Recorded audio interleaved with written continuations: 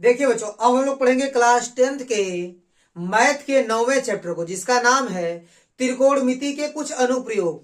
ठीक है बच्चों, इस चैप्टर को ऊंचाई और दूरी के नाम से भी जाना जाता है, या आप ऐसा बोल सकते हैं कि त्रिकोणमिति के कुछ अनुप्रयोग। ठीक है, देखिए बच्चों, इस चैप्टर को पढ़ने से पहले आपको दो चीज का पता होना चाहिए।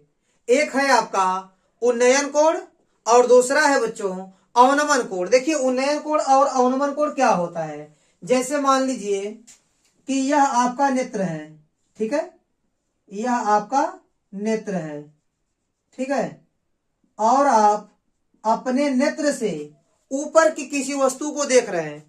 ऐसी वस्तु जो नेत्र से क्या है, ऊपर है। जैसे मान लीजिए यहाँ कोई वस्तु है, ठीक है, इसको आप देखेंगे तो एक दृष्टि रेखा बनेगी। कौन सी रेखा बनेगी? यह दृष्टि रेखा।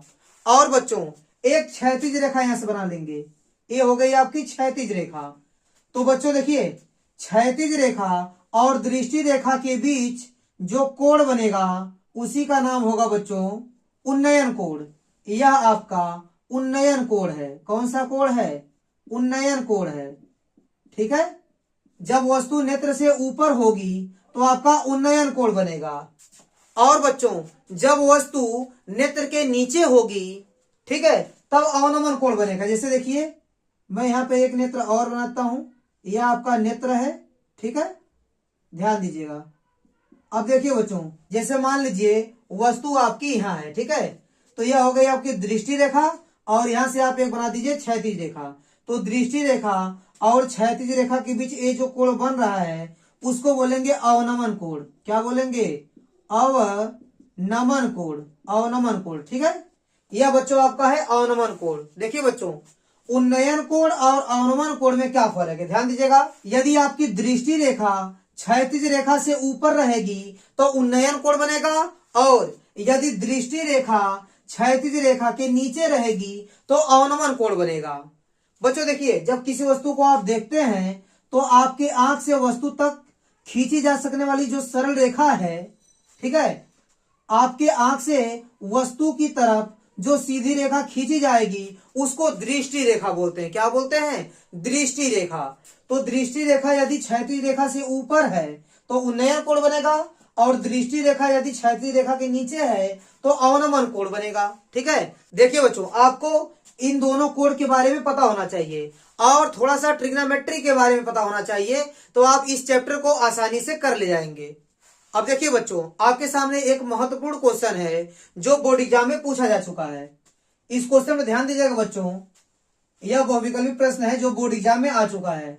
यहां लिखा गया कि यदि समतल मैदान पर एक मीनार की छाया की लंबाई, ठीक है, अगर आप एक मीनार बनाते हैं, ठीक है, तो इसकी छाया की लंबाई कहां पड़ेगी? इस समतल मैदान पर, ठीक है। तो इसकी जो छाया की लंबाई है उसके बारे में क्या बोल रहा है? बोल रहा है कि छाया की जो लंबाई है उसकी ऊंचाई की करड़ी में 3 गुनी है। मान लीजिए कि मीनार की ऊंचाई h है, तो उसकी जो छाया है वह इसका करड़ी में 3 गुना है, मतलब करड़ी में 3h है। ठीक है, तो आपको सूर्य का उन्नयन कोण ज्ञात करना है। देखिए बच्चों, यहां सूर्य होगा तभी इसकी छाया यहां पड़ेगी, ठीक है, तो सूर्य का आपको उन्नयन कोण निकालना, मतलब यह वाला कोण निकालना है। इस कोण को आप मान लीजिए थीटा। क्या मान लीजिए? थीटा। बच्चों, इसमें कर्ण न तो दिया है न तो कर्ण पूछा है, इसमें दो ही चीज की चर्चा किया, क्या? लंब का और आधार का। तो बच्चों, आप लंब और आधार का अनुपात लगाएंगे तो लंब और आधार का अनुपात क्या होता है? tan theta. तो आप लगाएंगे tan थीटा। tan थीटा बराबर लंब बटे आधार, यानी h बटे करड़ी में 3h। करड़ी में 3h, h से h कट जाएगा, ये है आपका tan थीटा। अब देखिए बच्चों, यहां बचेगा 1 बटे करड़ी में 3, और ये है आपका tan थीटा बराबर, tan कितने अंश का मान 1 बटे करड़ी में 3 होता है बच्चों? तो tan 30 अंश का मान होता है 1 बटे करड़ी में 3। तो 1 बटे करड़ी में 3 की जगह आप लिख सकते हैं tan 30 अंश। तो tan यदि बराबर है तो थीटा का मान कितना हो जाएगा? 30 डिग्री। ठीक है, और 30 डिग्री आपका आंसर हो जाएगा। तो ऑप्शन नंबर सी आपका सही ऑप्शन हो जाएगा। सूर्य का उन्नयन कोण कितना होगा?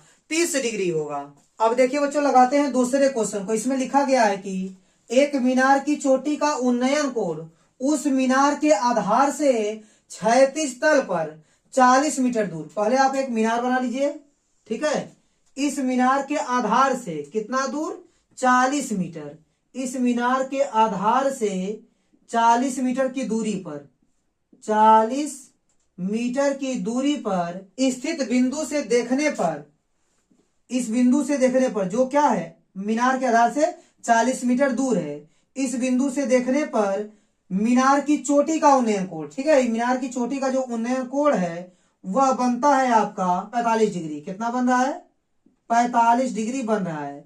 तो आपको क्या करना है, मीनार की ऊंचाई ज्ञात करनी। बहुत ही सिंपल क्वेश्चन है। ऊंचाई को आप h मान लेंगे, ठीक है।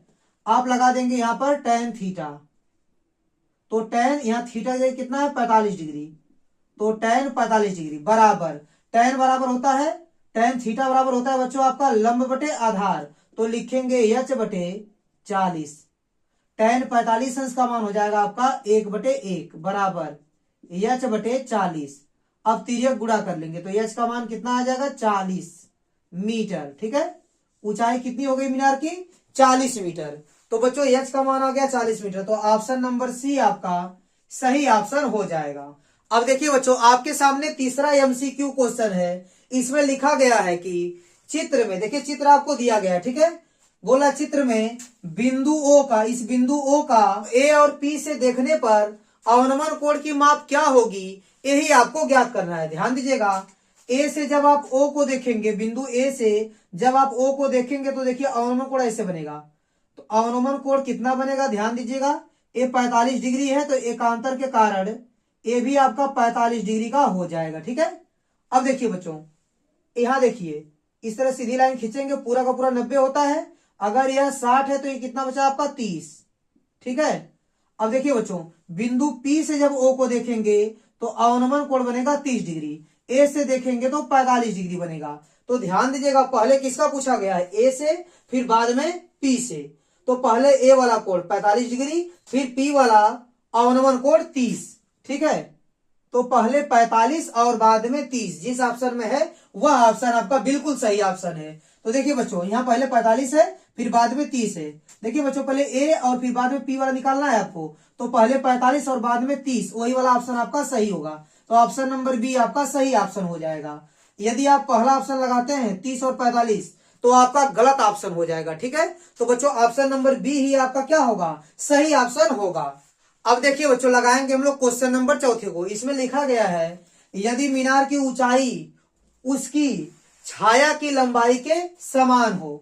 देखिए बच्चों, आप यहां एक मीनार बना देंगे और यह हो गई मीनार की छाया, ठीक है। तो क्वेश्चन में बोला गया है कि मीनार की ऊंचाई और उसकी छाया की लंबाई समान है, मतलब जितनी ऊंचाई है उतनी ही क्या है, छाया की लंबाई है, मीनार की छाया की लंबाई है, मतलब इन दोनों की लंबाई समान है। तो आपको उन्नयन कोण निकालना है। देखिए बच्चों, आपको उन्नयन कोण निकालना, आप थीटा मान लीजिए, ठीक है। आप लगा दीजिए यहां पर tan थीटा, तो tan थीटा बराबर होगा लंब बटे आधार, यानी h बटे h। ये हो गया आपका tan थीटा, यह आपका कट जाएगा h से, ठीक है। तो आपको मिलेगा 1। ये हो गया आपका tan थीटा बराबर, tan कितने डिग्री का मान 1 होता है, तो आप कहेंगे बच्चों tan 45 डिग्री का मान 1 होता है, ठीक है। तो tan बराबर, तो थीटा का मान आ जाएगा आपका 45 डिग्री। तो ऑप्शन नंबर डी आपका सही ऑप्शन हो जाएगा।